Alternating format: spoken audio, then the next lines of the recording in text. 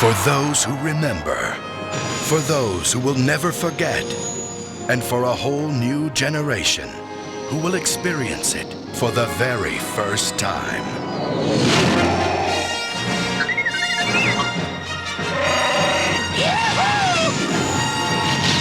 The Star Wars Trilogy.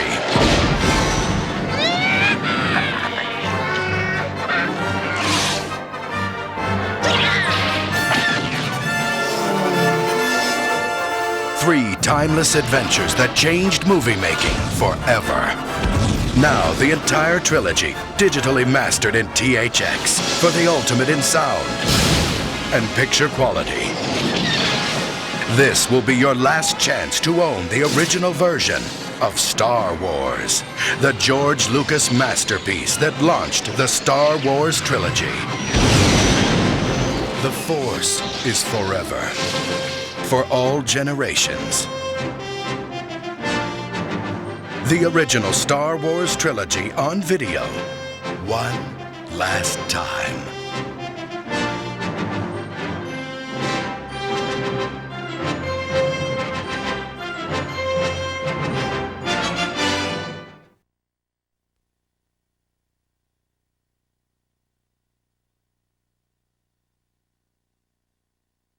Hello, I'm Leonard Maltin. Star Wars may have started out as a mere movie, but it became a phenomenon. It changed the way movies were made and perceived and marketed. It ushered in a new era of science fiction and fantasy and developed a whole new vocabulary of visual special effects. And the man who created the film, who imagined it and then realized it, is here with us today to share some of his memories, George Lucas. George, if I asked you to sum up your feelings today, looking back at the whole Star Wars experience, if I asked you to sum that up in one word, what word first comes to mind? If there's anything the Star Wars experience has been for me, it's unpredictable. You know, not only in the making of the movies and in creating the stories in the first place, which is the fun of it, is because you don't know where it's going to go, and the making of them were a huge adventure. But the success and all the stuff that's come after it and everything is just, you have no idea what's going to happen next. Let's go all the way back to the beginning. What was the beginning? I would say probably the original impetus for the whole thing was, I used to watch a serial on television called Adventure Theater, and they had Flash Gordon Conquers the Universe on it, and I used to love that. So I went off and wrote my own space opera and developed the story and took it to United Artists that had the first rights to it. They said no, they didn't want it. And then I took it to Universal because I just finished American Graffiti, and they said no, they didn't want it. And finally took it to 20th Century Fox, and Alan Knight Jr. said, I'm interested. He said, I don't understand this, but I loved American Graffiti, and whatever you do is okay with me. Because otherwise I don't think it would have ever gotten done. Because it was crazy. You know, spaceships and Wookiees and robots, and it was just unlike anything that had ever been seen before. Tell me about that first script. Now, did you try to tell the whole story in one script? Well, at that point, it wasn't the whole story. I wrote a script, and the script was very ambitious. It told a very large story. When I finished it, I realized that it was way too big to make into a movie. So I took the first part of it, sort of the first act, and I said, I'll make the movie about this. And I had to expand on it and move it around, play with it a little bit. But I basically then focused on that as being the film. And I said, someday, if I ever get a chance, maybe I'll make these other things, the rest of it, the other two-thirds, into a movie. But right now, that's just going to have to go on the shelf, and I'll leave it there. And so that's really how the first project came to pass. The other part of it is in order to write that first script, I had to write a backstory about where Darth Vader came from, how the kids evolved, his wife, how Ben related to all that, how the Emperor came to power. And that ended up being the basis for the projects that I'm working on now. You have a go-ahead on the script. You're revising it as you're preparing now to shoot the movie. How do you begin to prepare to shoot this movie? I went around and there were no departments at the studios, no one to do this.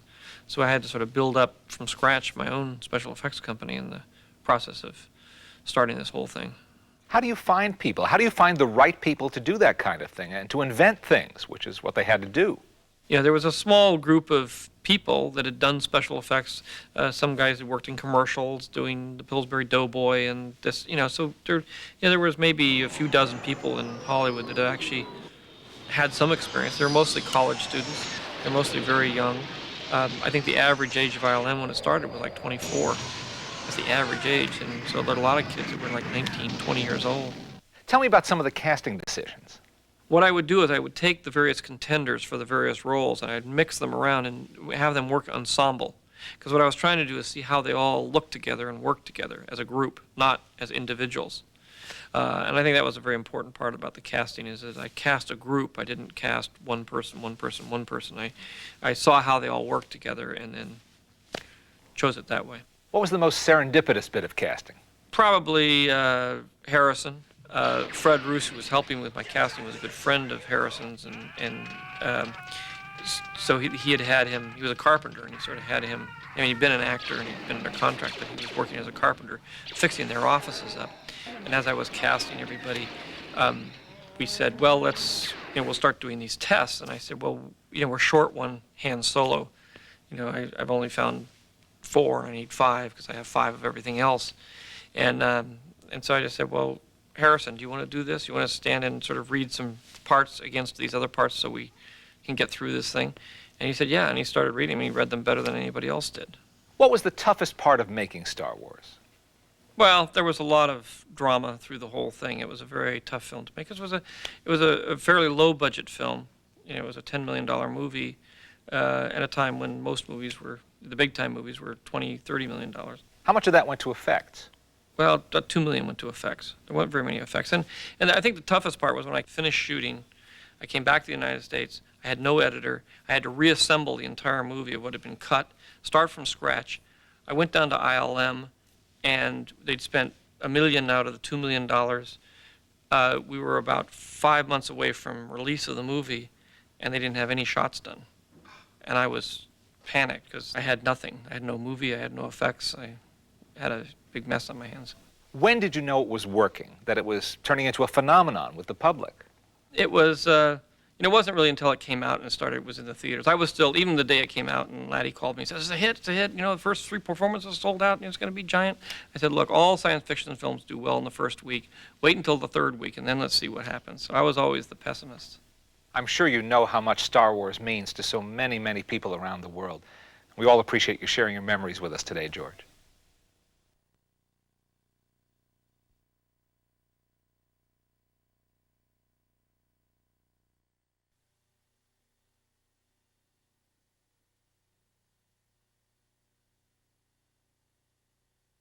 Hello, I'm Leonard Maltin.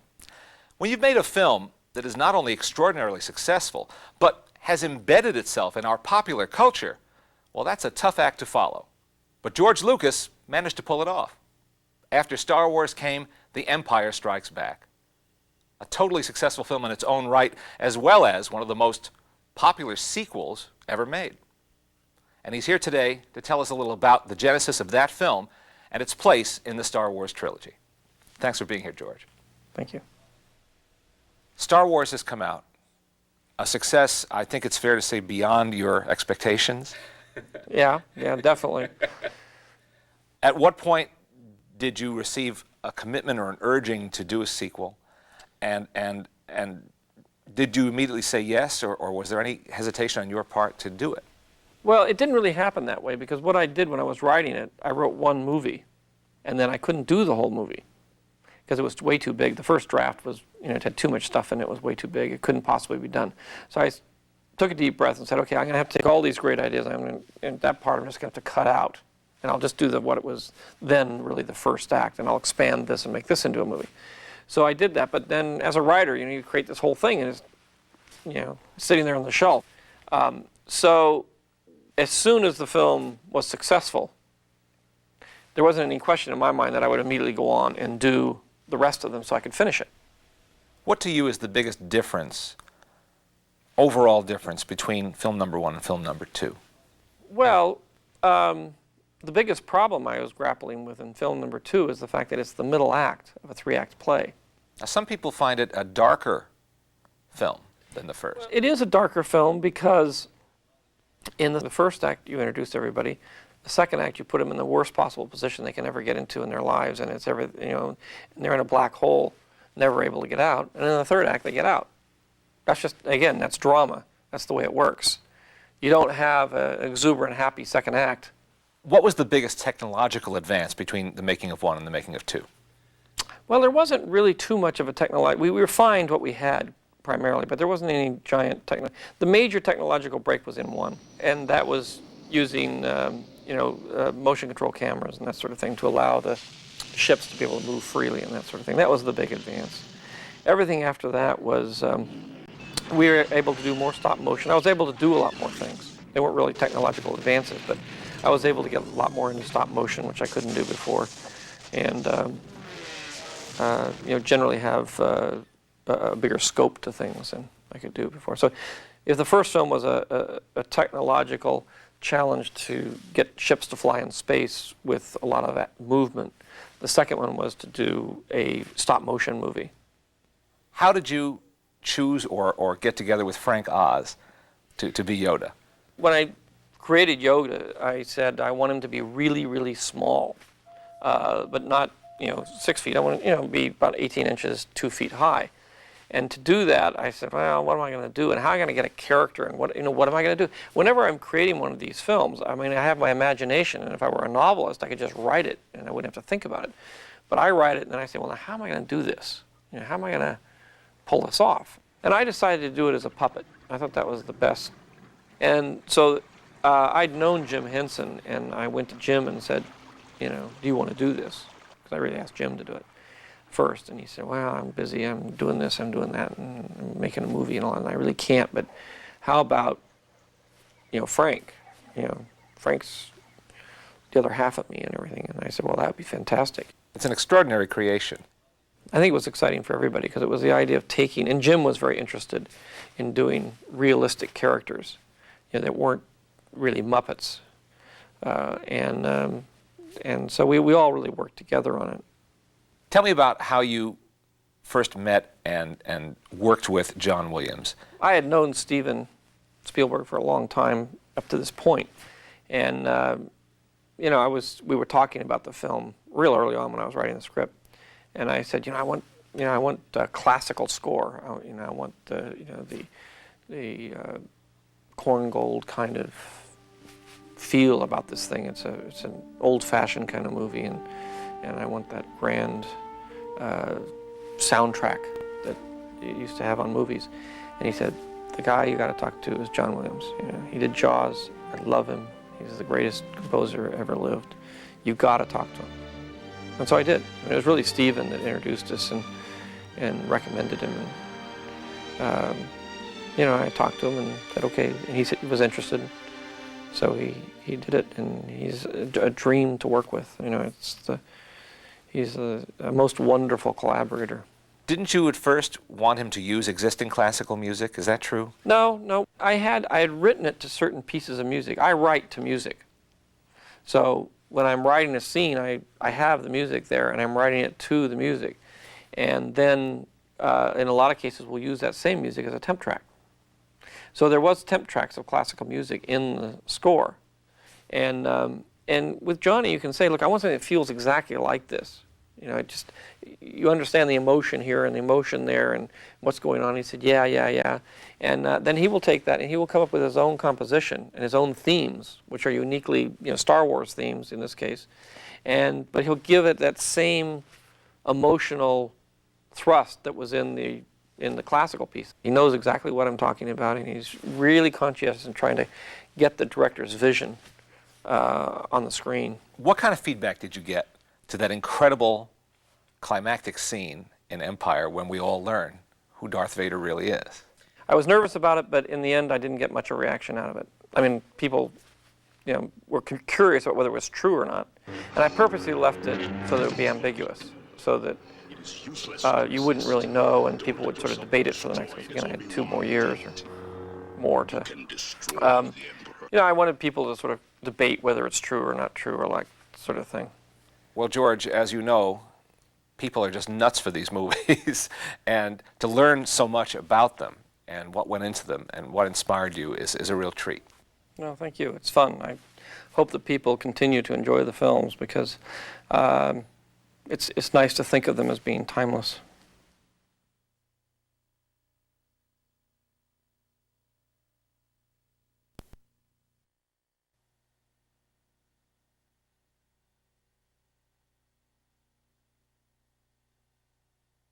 Hello, I'm Leonard Maltin. You know, in the old days of those Saturday matinee cliffhanger serials, the audience had to wait an entire week to find out what happened to its hero. George Lucas went well beyond that. He kept us all waiting years between Star Wars, The Empire Strikes Back, and then finally, The Return of the Jedi. Thanks for being here, George. By the time you got to Episode 3, did anything from public feedback or from your own second thoughts change your vision of what the third installment should be? Or is it the way you thought it always would turn out? No, it's pretty much the way it was always thought to come out. I mean, I had to make certain changes to things because in the original screenplay, the Ewoks were Wookiees, and Chewbacca really wasn't the co-pilot. So, and so when I did the first film, I loved the Wookiee so much, I said, well, I got to get a Wookiee in here, even though, because those may never get done. So I took the Wookiee out of the battles and made him the co-pilot. Because originally they were sort of a primitive race of people who couldn't fly or couldn't do anything, and because that was the whole point. And so I had to figure out how I was going to do Wookiees, and I basically cut them in half and called them Ewoks. But it was you know, a lot of that stuff is all there, but in the original it was a ground battle and an air battle all together. How did you ever think of Jabba the Hutt? Well, Jabba, it's one of those things I needed a gangster. I mean, he was in the first film, and in the you know, in the special edition, we're putting back a lot of material with Jabba the Hutt in the first film, in the very first one that we did, and so he was in that. You know, he's this big gangster, and it wasn't until a little later that we actually, because we couldn't do that sequence because we didn't have the time, but when we got to the third one and Jabba appeared, then we did this whole thing of designing that one as a big kind of repulsive character, and you know, we had a lot of designers coming up with various versions of Jabba the Hutt. Was it a conscious decision to move a good chunk of the action for Part 3 into an earthly outdoor terrain? It's so different from anything you see in the first two films. Well, it was. I'm very conscious of the environments.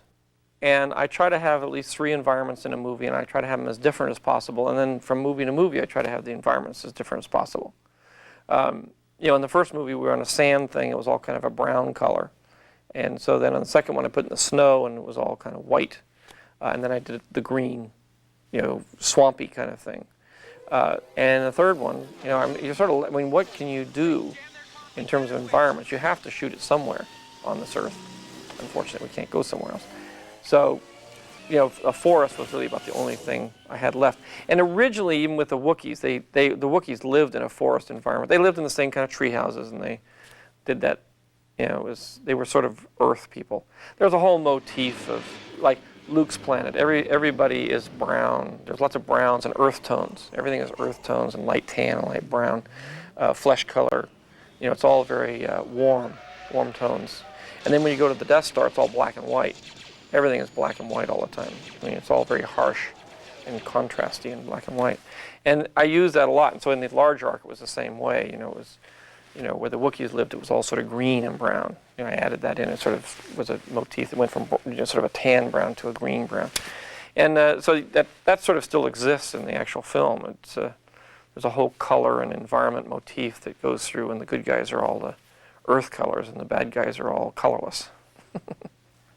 Your many, many fans, and there are many avid fans, as you know, of the Star Wars trilogy, are wondering about the next 3 films. And why is it taking so long? Why does it take so long? And how long will it take? Well, I'm working on the next 3 films, and I am in the process of writing the 3 screenplays now, and it takes a while to write the screenplays. To write the first Star Wars took me about 2 years, so I'm writing 3 scripts at once. It won't take that long, but it takes a long time to prep them, and hopefully we'll have one finished for 98. If not, it'll be 99. But we're doing all three at once. I'm writing all three at once.